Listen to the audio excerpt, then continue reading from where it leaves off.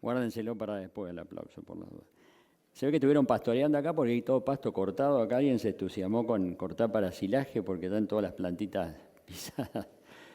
Bueno, muchas gracias a todos, a la gente de Vilomix por haberme invitado y fundamentalmente a ustedes por el aguante de quedarse hasta esta hora y de quedarse hasta el final. Así que, bueno, les agradezco.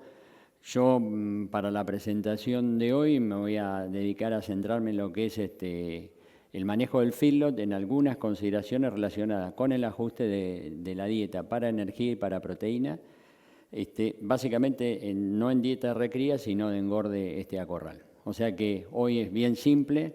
En realidad tenía 28 puntos para hablar, pero como es la hora tarde, voy a hablar solo de 2 nada más, que es el ajuste de energía, el ajuste proteico, y después vamos a hablar de unas conclusiones. Bueno, estas son una foto del tipo de novillos que nosotros tenemos, los engorde a corral, aparte de los del norte, que son Brangus, Braford y por supuesto también algunos Nelores. Pero más al sur trabajamos con este tipo de animal. Entonces, primero lo que vamos a hacer es ver el ajuste de energía que provocamos cuando modificamos la concentración energética de la ración y cómo la vamos a modificar. Bueno, yo voy a tomar para el caso del maíz, usamos sorgo, también cebada y trigo, pero no viene al caso. Yo para el maíz, bueno, me viene bien que mis anteriores o mis predecesores hayan hablado algo de tipos de grano y demás, porque ahora me va a ahorrar tiempo. En realidad ustedes saben que el grano de maíz está constituido, digamos, por un pericarpio, que en peso no tiene importancia relativa, tiene el 6% en peso, el embrión, que es la parte central, donde está la mayor parte de la proteína y del aceite, y el peso más importante, y desde el punto de vista de la modificación de las raciones, del resultado productivo del filo y del resultado económico del engorde a corral para aquellos que usen maíz, está en el endosperma, que ocupa el 82% en peso del grano, y como ustedes pueden ver está dividido en 2 partes. Uno el endosperma harinoso, que es el endosperma, la parte central del endosperma, que rodea el embrión, y el otro es el endosperma córneo, que es el lateral. El harinoso que está rodeando el embrión, ustedes imaginarán ya que es menos denso, porque es el que primero se hidroliza cuando el proceso de germinación se inicia. Entonces, es más o menos cuando usted pone a germinar cebada, es decir, son las primeras que inician el crecimiento de la radícula, entonces tiene que estar muy disponible para el embrión. El endosperma córneo es el último que se usa para la germinación. Es cuando ustedes ven una plantita que ya tiene arriba la primera hoja, aparece la coleóptile, si sacan la semillita, lo que quedó todavía alrededor es el endosperma córneo, que es el que termina de proveer de energía a la raíz, pero al final. Eso para la vaca es exactamente al revés, o sea, se mantiene esa tendencia, pero también el endosperma córneo es el que queda al final. El que primero se digiere es el endosperma amiláceo. Yendo a eso, podemos ver que en general, en ese tipo hablando de endosperma, tenemos caracterizados 2 tipos de maíces. Uno es el grano flin, donde el endosperma es bien córneo. Si ustedes se fijan en la constitución de este grano, tiene una gran proporción de endosperma córneo y una menor proporción de endosperma harinoso. Es grano de color naranja. Ahora vamos a ver otras características. Y frente a eso tenemos el grano de maíz dentado, con mayor proporción de endosperma harinoso, que es el grano amarillo dentado, que como ustedes ven, ¿por qué se llama dentado? Porque cuando el grano se va secando, como la proporción de endosperma harinoso es más alta y llega hasta la parte superior del grano, cuando se va deshidratando, como es una matriz harinosa y proteica desordenada, se va hundiendo y forma parte de esta hendidura que parece un molar o un diente de caballo. Por eso se llama endosperma dentado. Este es un maíz, digamos, más del tipo de los americanos, y este es un maíz que ha desarrollado más, o se ha desarrollado más hacia el sur, porque primero antiguamente tenía más resistencia a sequía, el color naranja le permitía tener una utilización mayor en cuanto a su alimento para pollos. Después, cuando aparecen las vitaminas sintéticas, pierden notoriedad, pero su facilidad para producir y su resistencia al rinde lo hacen que sea un maíz muy usado para el sur, que nosotros lo llamamos maíz colorado. El grano dentado es un grano que está más hecho para producir una gran cantidad de almidón, una gran cantidad de producción. Hoy se utiliza mucho en la industria del etanol, porque aparte que lo que interesa a nosotros, para el etanol, un almidón fácil de hidrolizar, baja el costo de las etanoleras, entonces es un grano bastante preferido. Y nosotros tenemos la disyuntiva de poder utilizar por selección o por preferencia cualquiera de estos tipos de granos. Normalmente, cuando nosotros lo partimos al grano y vemos cómo está constituido interiormente, es un poco lo que decíamos antes. Fíjense la gran proporción de endosperma córneo que tiene el maíz colorado, la escasa proporción de endosperma harinoso, un embrión más chico, es un grano más corto, que todo tiene influencia en la nutrición después, mientras que el grano amarillo, el grano amarillo tiene una mayor capacidad para acumular almidón en endosperma harinoso y una menor capacidad para acumular almidón en el endosperma córneo.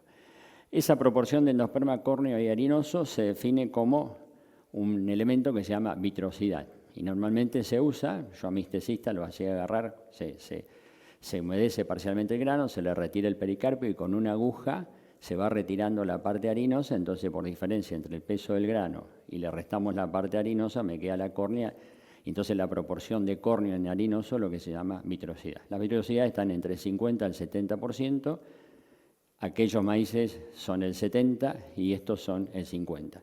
¿Qué incidencia tiene esto en lo que nosotros estamos hablando acá? Bueno, primero tiene una incidencia importante que lo podemos ver en la caracterización de los granos. Como nosotros en los ensayos de Argentina, en realidad no buscábamos esto, es decir, buscábamos en los últimos ensayos ver cuál es el porcentaje de proteína ideal para cada método de procesamiento de grano de maíz, que obviamente va variando. No obteníamos la respuesta esperada, es decir, los animales comían más de lo que esperábamos y ganaban menos de lo que esperábamos. Entonces empezamos a hacer análisis de, cuál era el maíz que nosotros teníamos en la Argentina, como tenemos bastante conocidos y tesistas, e incluso tenemos bastante contacto con empresas de semilleros de Estados Unidos, entonces nos mandaron maíz y los analizamos para tratar de entender cuál era la diferencia que teníamos nosotros con respecto a los engordes americanos. Entonces, hicimos un análisis, esta es una parte de la tesis doctoral de Lucas González, que está publicada el año pasado, entonces nos dedicamos a ver, es decir, qué características tenían los maíces en Argentina y qué características tenían los maíces en Estados Unidos. En Argentina, como ustedes ven, los maíces son mucho más vítreos, 73% contra 53%, que es un poco lo que yo les explicaba acá. La densidad, son más densos los maíces en Argentina, es decir, al tener más endosperma córneo, al tener una matriz proteica compacta, como la fotografía electrónica que le mostró Gustavo, son medidos en densidad mucho más pesados que los que tienen los maíces americanos. Otro aspecto importante para nosotros es el peso de mil. Si nosotros vemos el peso de mil de los americanos, está entre 110 gramos cada mil y de los argentinos está entre 280 y 290. El índice de flotación, es decir, se largan los granos, Gustavo lo hacía en agua, esto tiene otra solución de solventes, y después pasado un tiempo se analiza qué porcentaje de los granos terminaron quedando flotando y qué porcentaje se hundieron. Entonces ustedes fíjense que el índice de flotación de los argentinos son mucho más pesados, muy pocos granos quedan flotando, no más del 29%, y de los americanos cerca del 70%. Y otro dato importante es el peso hectolítrico, que mide en cierta medida cuántos kilos pesa el grano cada 100 litros. Si cuanto más denso es, más pesa cada 100 litros. El caso de Argentina pesa 77 kilos por litro y en Estados Unidos pesa 73 kilos por litro. Si nosotros tenemos granos más cortos, más chicos, más córneos, más vítreos, de mayor peso hectolítrico que los maíces que explican las mejores eficiencias de conversión de los americanos. Y otro aspecto importante, que siguiendo con la evaluación, por ejemplo, la relación grueso-fino, es una medida donde se tamiza, se muele el maíz y se tamiza tres distintas zarandas y se mide qué cantidad queda por arriba de un determinado espesor, de un determinado diámetro de la zaranda. En el caso de los argentinos tenemos 2,6/4 y en el caso de los americanos 1,6. Los americanos frente al mismo grado de molienda se muelen más y pasan la mayor producción de zaranda. El nivel de proteína, los maíces argentinos tienen en promedio 9,3% de proteína, los americanos 7,4%. Nosotros necesitamos mucho menos corrección proteica que los americanos, que ya vienen con menos maíz. Y fíjense la digestibilidad in situ, medida en bolsitas, de la materia seca. Nosotros tenemos 50% y los americanos tienen 61%. Esto nos habla a las claras que estamos trabajando con el mismo maíz por dos cosas distintas. Sin embargo, cuando uno analiza los programas de nutrición, todos están hechos con estándares americanos.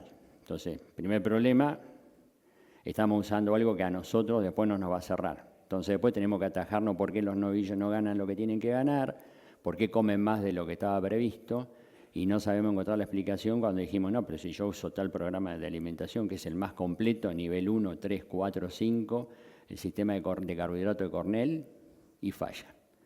Bueno, digamos acá tenemos una primera aproximación a la explicación. Son maíces, pero son bastante distintos.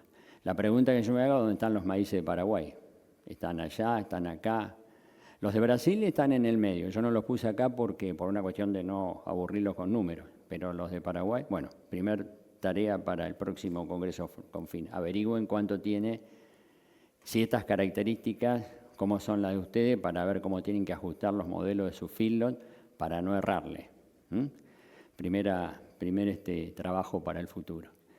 El otro tema que hace a esto también es cómo responden obviamente al grado de procesamiento. Es decir, cómo cada uno de estos maíces responden a cada uno de los métodos de procesamiento, porque eso me va a liberar distinta cantidad de energía. Si me liberan distinta cantidad de energía, necesito distinta cantidad de proteína, con lo cual necesito distinta cantidad de proteína total, degradada en rumen y metabolizable. Entonces, ¿cuál es el nivel de proteína de un feedlot? Y depende de lo que esté dando de comer, ¿sí? Pero si yo uso un programa, ya sé que corro el riesgo de poder equivocarme porque estoy catalogando algo que no es lo que yo tengo en mi patio de comida, ¿sí? Bueno, si nosotros analizamos el primer método de procesamiento, que es el partido, en general no hubo grandes avances sobre molido fino, normalmente por los problemas de acidosis que generan y por la no ventaja en la eficiencia de conversión. Entonces, nuevamente nosotros vamos a hacer el partido. Si uno analiza el impacto del procesamiento sobre la eficiencia de conversión por partir el grano o por molerlo en 3 o 4 pedazos, la mejora es de un 2 al 5%. Ustedes se imaginarán que la mejora del 2 es de un grano dentado, que ya es largo, pesa más de 300 gramos las 1000 semillas, fácil de masticar. Entonces, obviamente, cuando yo lo parto no obtengo una gran diferencia con el entero donde el animal lo mastica.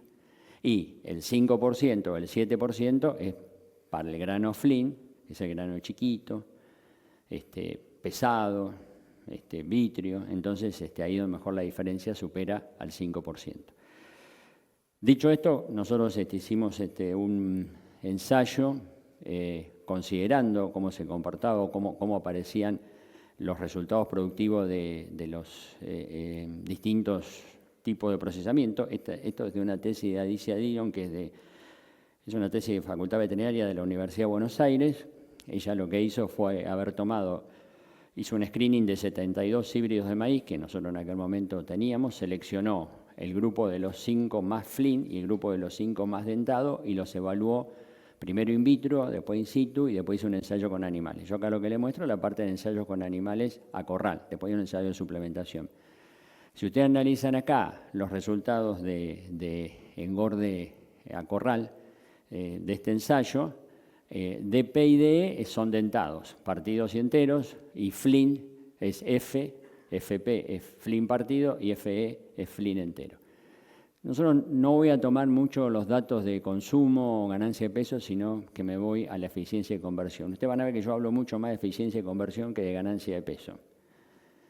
Contrariamente a lo que habla todo el mundo habla más de ganancia de peso y no de eficiencia de conversión. ¿Por qué? Porque, primer pregunta que me hicieron en el primer examen de Animal Science 420, cuando fui a hacer el doctorado en Estados Unidos, Larry Berger, que fue mi gran profesor, que después fue decano de la Universidad de Nebraska, pregunta: ¿Qué es más importante? ¿Mejorar un 10% la ganancia de peso o un 10% la eficiencia de conversión?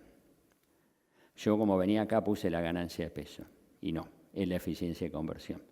Si yo mejoro un 10% la eficiencia de conversión pasando de 6 a 5,4 y en lugar de mejorar la ganancia de peso de 1,5 a 1,650 kg, el impacto económico es entre 5 y 7 veces más importante cambiando la eficiencia de conversión y no la ganancia de peso. Y todos los mejoradores de la ganancia de peso son por lejos mejoradores de la eficiencia de conversión. Es más, es algunos que ni siquiera mejoran la ganancia de peso, pero mejoran la eficiencia de conversión porque bajan el consumo. Caso típico, los ionóforos, caso típico, la monensina. Son 0 mejoradores de ganancia y tienen un impacto terrible, de hecho se usa en todo el mundo porque mejoran la eficiencia de conversión. Entonces, nos tenemos que acostumbrar a eficiencia de conversión. En la Argentina, el 90% de los feedlots, cuando digo, ¿qué conversión tenés? 1,4 kg. O sea que el 90% todavía no tiene ni idea cómo evaluar el resultado de un feedlot. Me imagino que en Paraguay acá eso lo tienen claro, ¿no? Sí, lo deben tener muy bien asumido, ¿no? Bueno, volviendo al tema de los híbridos, si nosotros comparamos, por ejemplo, el promedio de los dentados, que es 5,2 y 5,6, yo sé que esto no se debe hacer estadísticamente, esto me da 5,4, contra el promedio de los Flynn, que me da alrededor de 5,8, hubo diferencias significativas. Los dentados fueron más eficientes que los Flynn. Primer dato. O sea que si yo voy a dar grano entero y no lo voy a moler, voy a tratar de que sea lo más dentado posible. ¿Qué hacemos en Argentina con eso? Bueno, cuando llega un filo, un equipo que tiene más de 300 gramos de peso de 1000 semillas, menos de 73 de peso hectolítrico, mide más de 11 milímetros, eso lo puedo hacer en un recibidor, mide más de 11 milímetros, no lo molemos. Si después el camión que sigue tiene un grano cortito, naranja, mide menos de 11 milímetros y pesa más de 77 peso hectolítrico, lo molemos. Si nosotros tenemos que definir qué voy a sembrar en un campo que no sé si va a encerrar o no y que por eso no tiene moledora, voy a tratar de irme hacia los dientados. ¿Me explico? Sí. Ahora, si tengo maíz Flynn, cuando ustedes analizan la diferencia en conversión entre 5,5 y 6,1, esa diferencia es significativa. O sea que si yo tengo un grano naranja chiquito, que me viene por compra, o yo lo tengo que producir en el campo, hay mucha gente que hace Flynn por contrato en Argentina porque se lo provee a las plantas de alimentos balanceados y con el resto se queda. Bueno, eso es una piedra, es un anti-feedlot, pero bueno, eso se muele y hay una respuesta positiva a la eficiencia de conversión. Entonces hoy uno puede optar si muele o no muele en función del grano que está teniendo ahí enfrente, aún teniendo la moledora. El otro tema que, si ustedes se fijan, un 5, un 7% a veces es mejor nutricionalmente, como un nutricionista dice, bueno, no, el grano molido es mejor, pero yo lo tengo que moler, primero, tengo que gastar. Segundo, cuando yo muelo 1000 kilos y ustedes cargan en el mixer, después no van a tener 1000 kilos dentro del mixer, van a tener 980, 950, 920, porque si el día que lo molieron hay viento, yo en la página tengo un videito donde en el mismo campo hicimos grano húmedo, mojado y grano molido. El grano molido, un día de viento, fíjense cómo vuela la harina. Y si vuela la harina, piensen que vuela la parte más harinosa, o sea, la parte más digestible de ese grano. Con lo cual me queda la parte más vítrea, más dura que no vuela, que tiene más proteína. Entonces, cuando ustedes vayan a tomar una muestra de los granos de maíz molidos, no la saquen cuando está entero de la celda. Sáquenla cuando cayó adentro del mixer. No sé si me explico, porque el resultado le puede dar una diferencia de proteína hasta del 1%. Mejorada, ¿no? Como el mixer no se le va a llenar con 1 tonelada, sino que le van a tener que meter otra pala para llegar a los 1000, es una palabra, tuvieron que sacar 1050 del molido para cargar y quedarse con 1000 dentro del mixer, eso es lo que se vuela, ¿sí? Bueno, todo eso hay que ponerlo en la cuenta para ver si me conviene moler o no. Aunque nutricionalmente todo el mundo le va a decir que conviene molerlo, lo cual no cabe duda, pero lo cual no quiere decir que yo con eso gane más plata, aunque crea que lo estoy moliendo y siendo nutricionalmente eficiente. Y a lo mejor gano menos plata. No sé si está claro. Bueno, eso por un lado. Por el otro lado, si analizamos los últimos ensayos que están hechos en Estados Unidos, esa es la tesis de Alicia, después se te vinieron otros ensayos, yo le muestro acá los últimos, 2020, 2021, son todos de Ohio, uno es de un argentino que es Relin. Si ustedes se fijan, es el consumo, la ganancia de peso. Yo acá de vuelta solo muestro eficiencia en conversión en novillos alimentados con grano entero, con 70% grano de maíz, 15% burlanda, 7 de heno, 9 suplemento. Y si ustedes se fijan, siempre aparece que alguno me da mejor y otro me da peor. Acá hay 2 ensayos que yo digo, mira, no tengo que moler porque me dieron exactamente igual, 6,25 y 6,4 o 6,5. Tengan en cuenta que estos son dentados, ¿sí? Son americanos. Probablemente si yo lo he hecho con maíces Flynn, ahí hubiese tenido la diferencia que obtuve arriba, que nadie supo explicar por qué ocurre en un maíz dentado que tenga esa diferencia, porque parece más la de un Flynn. A lo mejor tienen ese impacto si usted lo hace en un maíz Flynn. A lo mejor 1 kilo más, medio kilo más de eficiencia de conversión, algo que está entre el 5 y el 10% mejor. Pero no esperen otra cosa por una molienda. No es que la molienda a usted le va a cambiar el resultado del feedlot. Por moler o no moler, ustedes van a ganar plata o van a perder plata en el feedlot. Normalmente no es un factor, si uno tuviese que priorizarlo, las tecnologías que se usan en un feedlot como que causan mayor impacto, la molienda no es la que lo provoca. Bueno, si nos vamos a otro método que me parece mucho más importante para aplicar, que nosotros estamos empezando a usar mucho en la Argentina, que gracias a Gustavo ya habló bastante, o sea, con lo cual me va a ahorrar bastante información. Nosotros no hacemos copo, no tenemos copo. El único copo que hay en Sudamérica, el único flaker que es para hacer copo en Sudamérica está en Uruguay y lo tiene un feedlot que es propiedad de un frigorífico. Como Uruguay tiene muy cara la electricidad, lo hace con leña, digamos, ¿no? Sí, pero es el único y flaquea sorgo, no maíz. ¿Por qué? Porque cuando uno después empieza a ver los resultados de análisis con el otro método, que es el grano húmedo de maíz, las mejoras en la eficiencia de conversión están entre un 5, un 18, un 20%. Con un flaker es muy probable que pudiese haber llegado a un 25%, pero tienen que gastarse $2 millones en cada tubo, tener la energía eléctrica barata, tener gas barato y si no tener mucha leña alrededor para poder hacer andar y generar el vapor. Entonces, económicamente, para nosotros el flaker también de hecho no le voy a mostrar ningún ensayo con flake. Pero el grano húmedo está tomando cada vez más espacio, sobre todo en la Argentina, y es el método para pasar del entero al método de procesamiento superior. Es decir, por varios motivos. Primero, porque yo no pierdo cuando lo muelo harina en la entrega. En ese videito, cargando grano húmedo prácticamente no hay ninguna pérdida. Obviamente depende de la humedad del grano. Estamos hablando de maíces de 30% humedad. Entonces es una pasta, como usted la puede ver ahí. Incluso si usted fija en el dedo hay pintitas de almidón. Es una pasta que no se pierde por voladura. Entonces primero gano por eso. Me gano un 5% evitando pérdida. Me gano de levantar la cosecha, que en Argentina es muy importante porque después el maíz, estando en zona templada, yo siembro especies de invierno que crecen, entonces puedo mejorar la recría. Y me mejora la digestión, me mete un 4 o 5% de marlo, que es una fibra que no es un snaplet, no es todo el marlo, pero es una parte importante, porque como está húmedo, el cilindro y combo de la máquina va rompiendo algo del marlo y me deja un 4 o 5% de fibra.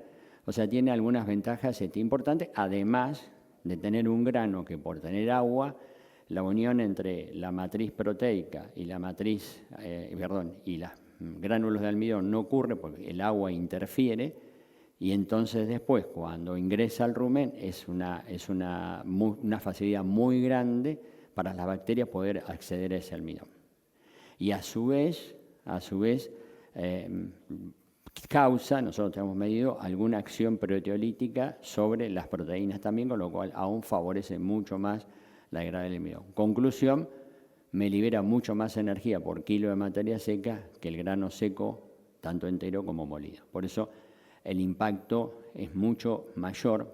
¿Y por qué es un 5 a un 18%? ¿Por qué es tanta la diferencia? Bueno, acá estamos con Sebastián Riffel. Sebastián Riffel no creo que en este momento esté muy preocupado por este tema, porque hoy corrió la maratón de Boston en Massachusetts y debe estar descansando, así que no lo noto muy preocupado por estos días por el grano húmedo. Así que bueno.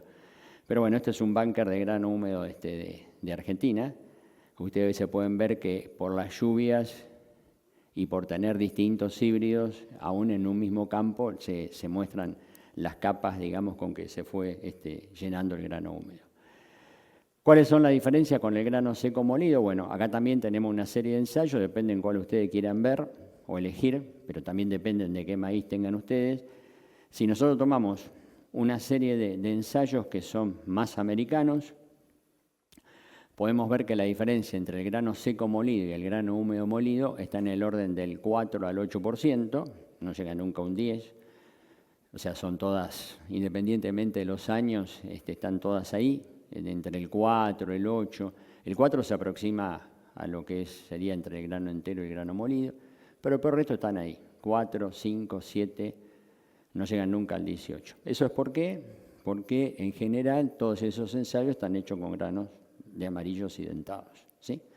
Cuando nosotros evaluamos lo que puede ocurrir con un grano Flynn o endosperma córneo y tomamos algunos ensayos, vemos que en este caso de los endospermas córneos, la situación puede cambiar favorablemente hacia el grano húmedo. Yo lo que le voy a mostrar acá es un ensayo que está hecho en el INTA Villegas, es la tesis, también parte de la tesis de Luca González, es la comparación entre grano seco y molido versus grano húmedo partido en un maíz que es semi-Flynn. Es decir, nosotros tenemos más que todo semi-Flynn.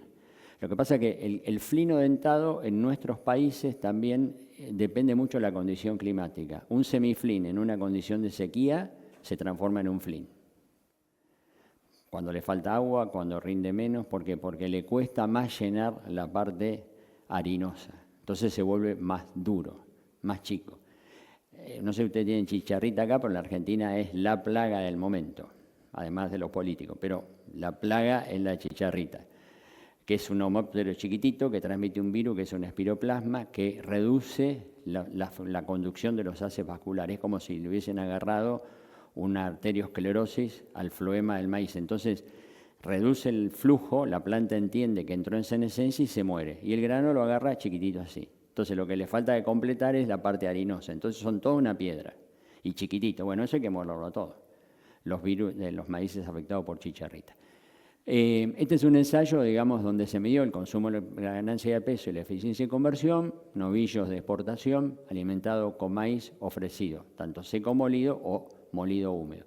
La dieta fue 78% maíz, nosotros usamos dietas tanto en los experimentos como en los corrales entre el 70 y el 80% más de maíz. Usamos dietas simples, ¿no? Si nosotros usamos 3 o 4 ingredientes, porque más no podemos usar, porque en los campos no podemos tener tanta... no tenemos, digamos, esas dietas americanas con grasa, con 3 tipos de proteína, es impracticable. Nosotros, gracias a que arrancamos con grano entero y espelo de girasol, entonces no podemos irnos hacia eso tan sofisticado.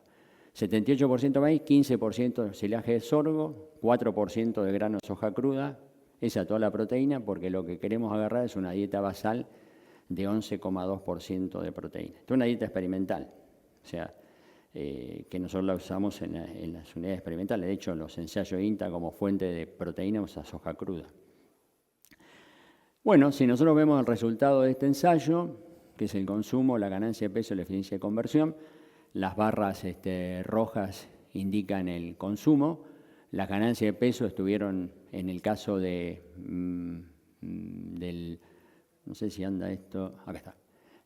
Anduvieron en 1,38 para el seco molido, en 1,48 para el húmedo partido, fueron superiores. Acá en este caso los consumos fueron iguales, pero las ganancias de peso fueron levemente superiores. Otra forma de expresar resultado de grano húmedo es que los consumos bajos o bajen con el grano húmedo y las ganancias de peso sean las mismas, pero la eficiencia de conversión bajó de 7,6 a 6,7 con diferencias significativas. Insisto, ténganlo después con 11% de proteína. O sea, con lo cual mejora una diferencia significativa del orden del 13%. O sea, ya estamos más importante, digamos, el impacto que está generando este método de procesamiento.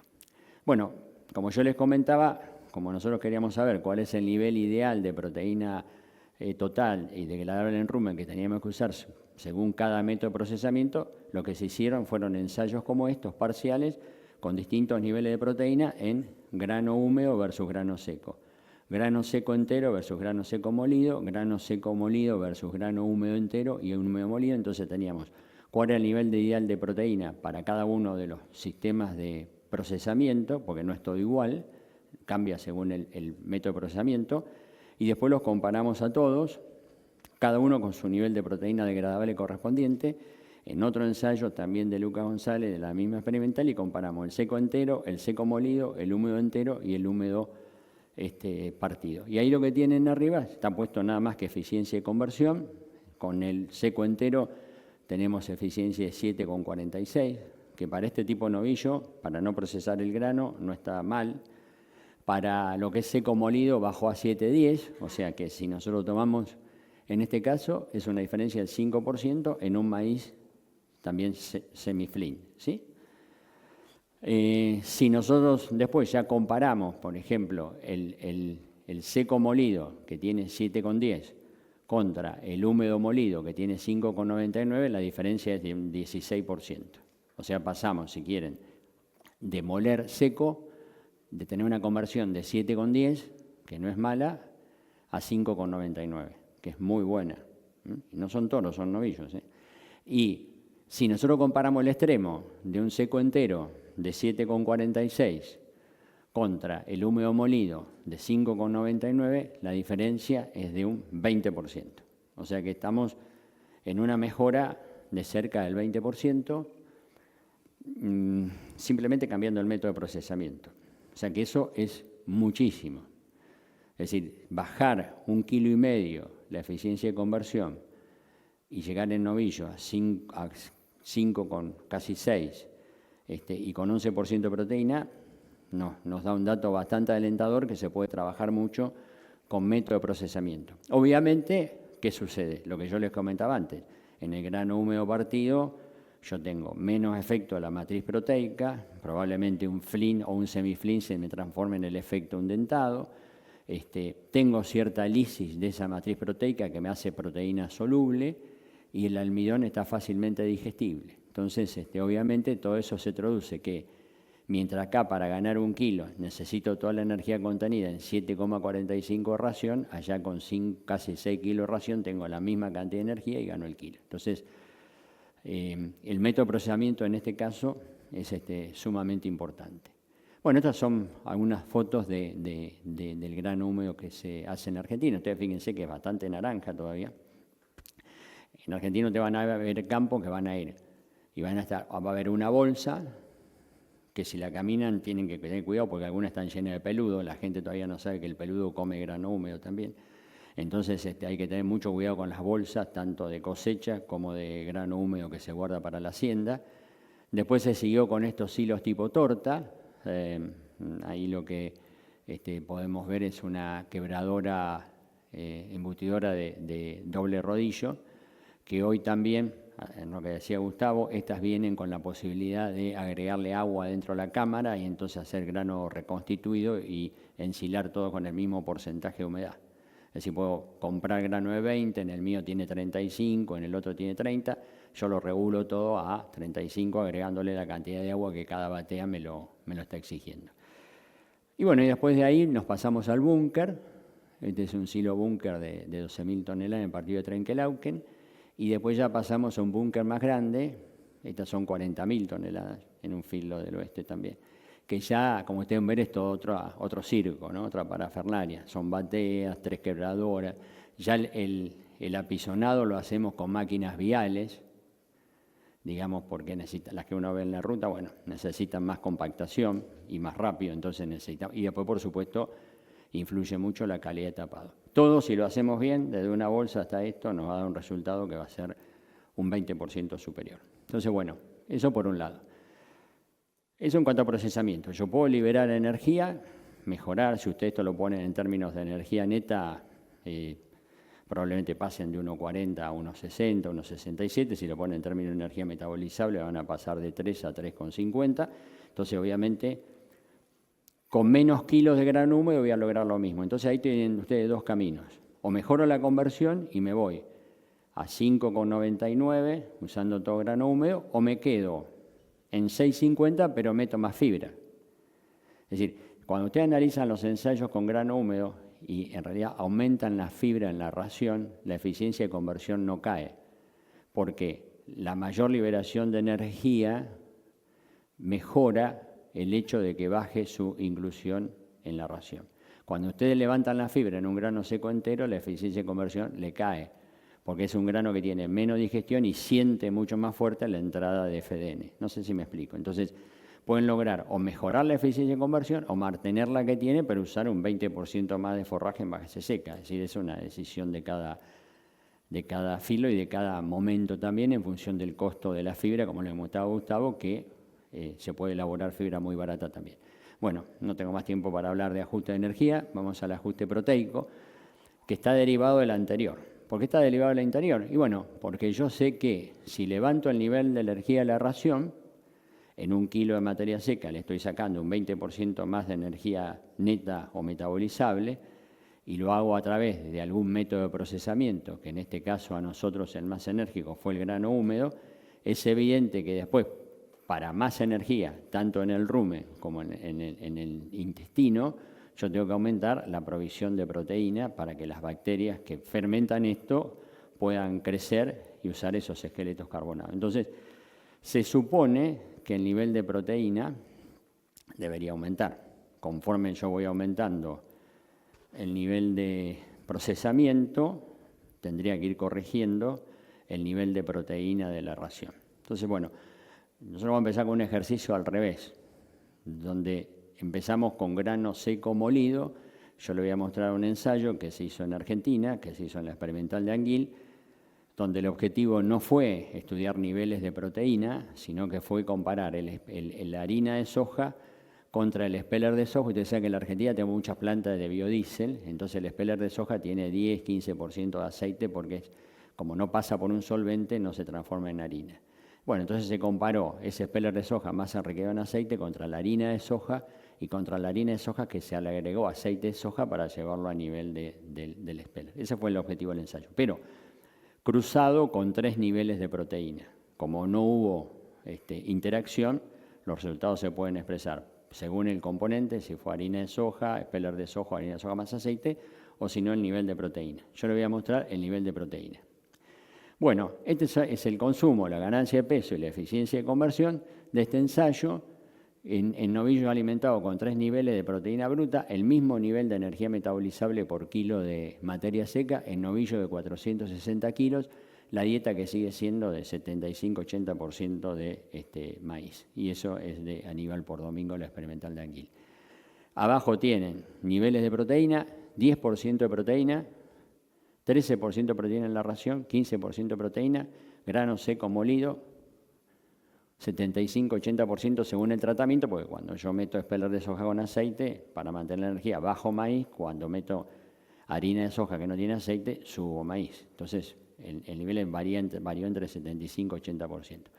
Los consumos fueron 9,4, 10 y 9,8. La ganancia de peso 1,21, 1,23, 1,28. Y la eficiencia de conversión fue todo 7,6. Si no hubo diferencia significativa entre usar 10% de proteína a usar 15% de proteína, ¿no?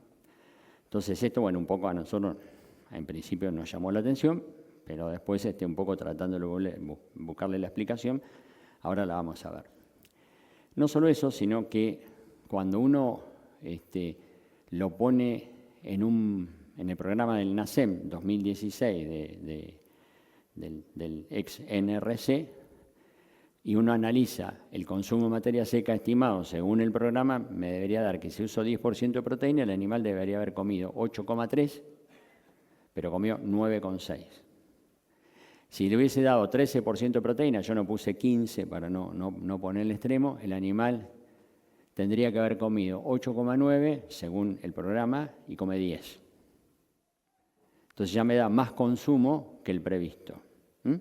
Y si yo lo mido en ADPB estimado, digamos, allá en la punta está borrado, no sé por qué allá arriba, pero bueno, allá el cuadradito amarillo debería ser el ADPB real. Y allá le falta un pedazo, se ve que el otro rectángulo amarillo no está. Pero bueno, si yo estimo el ADPB, me debería dar que deben haber ganado 1,320 kg y 1,310 kg, y ganaron 1,2 kilos. Es decir, comieron más y ganaron menos. ¿Cómo fue esa variación? Bueno, el consumo en promedio fue más del 12% del previsto y la ganancia de peso fue 9, y el otro, créanme, que allá dice 2,70 y dice también 9%, que no figura, del previsto. Quiere decir que comieron un 12% más y ganaron un 9% menos de lo que me dice el NACEM, de lo que me diría cualquier programa de lo que pueden estar manejando ustedes. Entonces, ¿qué me está diciendo eso? Y me está diciendo que hay algo que hace que el animal, con lo que tenía previsto, no satisfaga su consumo energético y tenga que comer más, porque con 80% de maíz en la dieta la regulación es metabólica.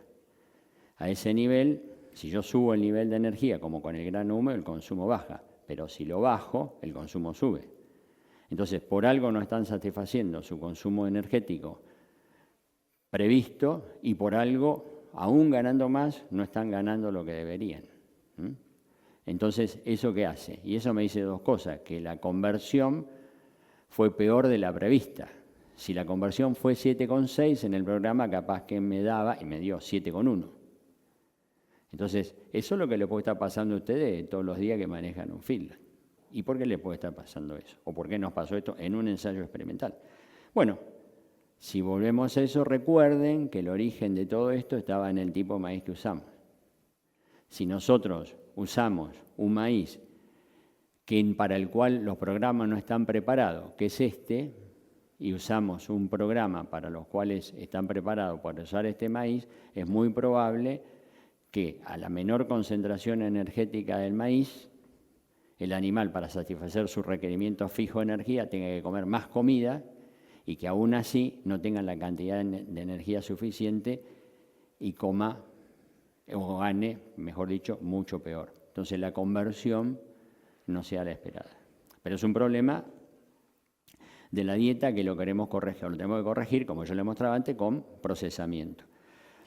Pero el segundo tema es decir, pero ¿y cómo? Si yo, que para mí es más notorio, lo hago funcionar con el 10% de proteína, ¿para qué doy 15, 14 en dieta de grano seco molido?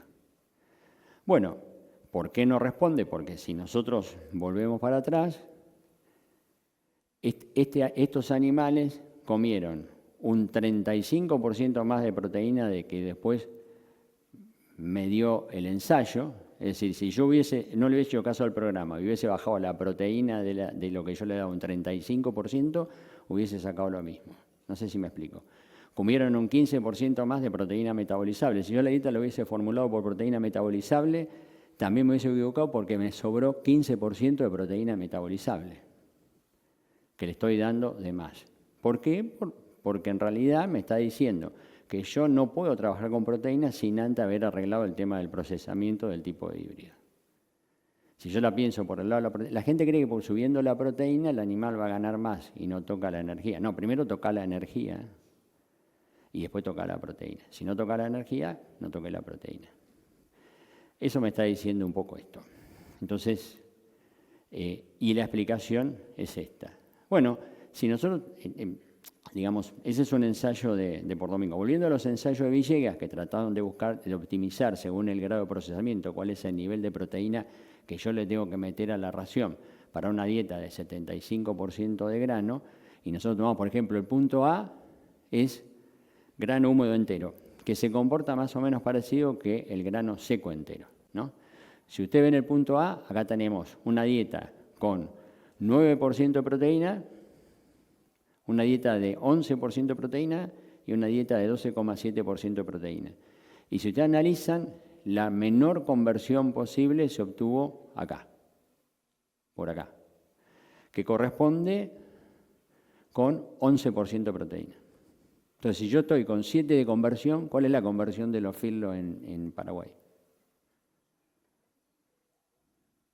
Me miran como si les estuviese hablando en arameo. Entonces, ¿cuál es la conversión de los feedlots acá?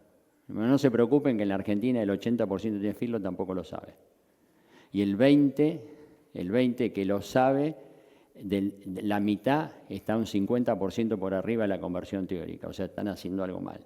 O sea que solo un 10% más o menos la emboca. O sea que si acá están en eso, estamos empatados. O sea que no se preocupen, pero es un problema real. Si yo no sé con qué conversión trabajo, no puedo ajustar la proteína. No sé si me explico. Es como salir ahora a la calle y ningún relojito del tablero me funcione. ¿Y a dónde voy? Bueno, ese es por un lado. Y tomando húmedo partido, que es un ensayo de Irene Checotemé, que está dentro de esta línea, la mejor conversión, créanme que allá dice 6,8, no sé por qué hay un cuadrado negro ahí, pero bueno, parece la camiseta de Peñarol de Montevideo. Pero bueno, la mejor conversión está acá adelante, o sea, está en el orden de 12,1, 12,2 para una conversión que ya es de 6,5, 6,8. ¿Por qué? Porque es húmedo partido. Aquello es seco entero, húmedo entero, conversiones más altas, como yo les mostraba, niveles de proteína más bajos. Cuando mejoro la conversión y me voy a 6,5, 6,8, ya tengo que trabajar con niveles de proteína de 11,5. ¿Por qué? Porque en menos comida tengo que meter la misma cantidad de proteína. Si 1 kilo de un novillo que está ya alimentado con seco entero va a tener la misma cantidad de músculo que 1 kilo de novillo que está alimentado con grano húmedo en partido. Ahora, esa cantidad de proteína que yo le tengo que dar para que produzca ese kilo, cuando en el grano húmedo partido con menos kilos logra ese kilo, tengo que levantar la proteína. Entonces me tengo que ir de 11 a 12,5. Y en esa línea, si ustedes recuerdan acá, tenemos grano húmedo molido del 70% de materia seca. Recuerden la anterior, era el 6,5, necesito 11,5 de proteína. Y recién cuando me voy a un steam flake, que me voy a una liberación mucho más grande de proteína, de energía, o quizás en un maíz dentado, recién ahí tengo que hablar de niveles de proteína del orden del 13%. Pero del 13%, no más que eso. En Argentina la mayoría de los filos arrancaron dando el 15 al 18% de proteína, porque usaban las tablas del NRC. Aparte nosotros tenemos animales chicos, porque hacemos el famoso ternero bolita, entonces más proteína todavía. Bueno, después de 20 años, hoy se está ajustando la proteína en el 11, 12, 12,5%. Y ustedes me dirán, ¿para qué sirve todo esto? Es decir, es simplemente haberlos traído ustedes acá hasta las 7:15 de la tarde, es una cuestión filosófica, académica, porque con esto, gracias a esto se recibieron muchos tesistas, o tiene un motivo o un razonamiento económico. Bueno, volviendo al ensayo, ¿se acuerdan? El de por domingo. Entonces vamos a ponerle números al llevar una dieta al 13 o al 15% de proteína, o sea, levantar la proteína cuando realmente no la necesitamos. Entonces lo que vamos a hacer ahora es estudiar, es decir, bueno, ¿cuál es el costo del kilo producido con los distintos niveles de proteína, del 10, 13 y el 15%, frente a las mismas conversiones que, si ustedes recuerdan, eran 7, 6 a 1. Entonces, si yo esta dieta hubiese arrancado con 10% de proteína, para los valores que nosotros tenemos en Argentina, nosotros en Argentina tenemos un maíz de hoy, $155, un speller de soja de $340, los núcleos vitamínicos minerales están en 30 centavos de dólar, el silo de maíz está en alrededor de 140, base seca, $140 la tonelada. Bueno, si yo le saco la dieta de por domingo y le pongo esos valores en dólares, me da que una dieta de 10% de proteína me sale 1,57 y gasto 7 kilos de comida. Pero, si yo doy más proteína de la necesaria y doy el 13 cuando no la necesito, el costo de mi kilo producido sube un 9,5%. Y si le meto más proteína encima que no la necesita, mi costo del kilo producido sube un 17%. Se me va de 1,57, perdón, estoy pasando todo para adelante. Se me va de 1,57 a 1,72 dólares por kilo y se me va de 1,57 a 1,83 dólares por kilo. Un 17% para nosotros es ganar o perder en el filo, y ganar mucho. Piensen ustedes que el retorno de un modificador de crecimiento que nosotros no podemos usar, es una lástima, pero no lo podemos usar, es una mejora del 10% en la eficiencia de conversión y por ende en el costo del kilo producido. Piensen que un ionóforo mejora 3-4%, pero claro, eso por sobre primero haber corregido la proteína. Si no, por más que yo dé un ionóforo, por más que dé un probiótico, un prebiótico, nunca me va a suplir y nunca me va a hacer un efecto tan importante como corregir y ajustar la energía y la proteína de la ración, que es lo más importante, lo cual tiene su lógica. Estamos hablando de la energía, que es el 70% de la ración, que es grano, y de la proteína, que es el segundo componente, que es mucho menos, pero el más caro. Entonces, si nosotros esto no lo manejamos, corremos el riesgo de encarecer el costo del kilo producido en un 17%, que no van a encontrar hasta ahora ninguna tecnología que le dé una mejora de ese tipo en ninguna de las que hoy tenemos disponible. Bueno, ese es un punto. Y como conclusión, porque ahí se acabó el tiempo, es un poco un resumen de lo que habíamos hablado. Es decir, primero, fíjense qué maíz tienen, qué tipo de maíz, eso se puede caracterizar, hay varias formas de hacerlo. Fíjense si es un semiflin, qué características tienen, definan si lo van a moler o no, definan, digamos, qué tipo de procesamiento van a usar en cada uno de los feedlots y después que hagan todo eso, ajusten la proteína, pero a niveles que van a ser o van a terminar siendo más bajos de lo que ustedes creen. Si no, hagan la prueba, bajen los niveles de proteína y van a ver si la conversión o le cuesta más terminar un novillo, gasta más comida por kilo producido. Y si ustedes partieron nivel de proteína arriba del 13%, bajándola, estoy convencido de que no, y el costo va a bajar mucho. Bueno, eso más o menos para resumir las conclusiones. Bueno, esta es la página que nosotros tenemos, es en Instagram, ahí publicamos las cosas y van a ver los videitos que yo les mostraba, que son más didácticos otra cosa, cargar grano seco molido versus grano húmedo molido, qué hacemos con el trigo, fotos de comedero, que son lo que nosotros vemos recorriendo campos y que se lo transmitimos por ahí. Eso por un lado. Y por el otro lado, esto lo pusimos después, el 30-31 de mayo tenemos un curso con el CEA acá en Asunción, que es 2 días de teoría sobre engorde a corral, digamos, donde tratamos, en realidad se tratan 8 temas, ahí podemos ver todo lo que es energía, proteína, raciones de recría, raciones de engorde, manejo de los comederos, etcétera, etcétera. Y después el 1 de junio creo que hay una salida a campo, a un feedlot cercano, para ver la parte práctica de que se hace en cuanto a todo el manejo del feedlot en su instancia diaria. Así que bueno, un poco eso, digamos así, que dentro, con algunos, esperemos vernos dentro de un mes y pico, digamos, ¿no? Por lo demás, muchas gracias, llegué a tiempo, no los molesto más y ha sido un placer haber estado con ustedes.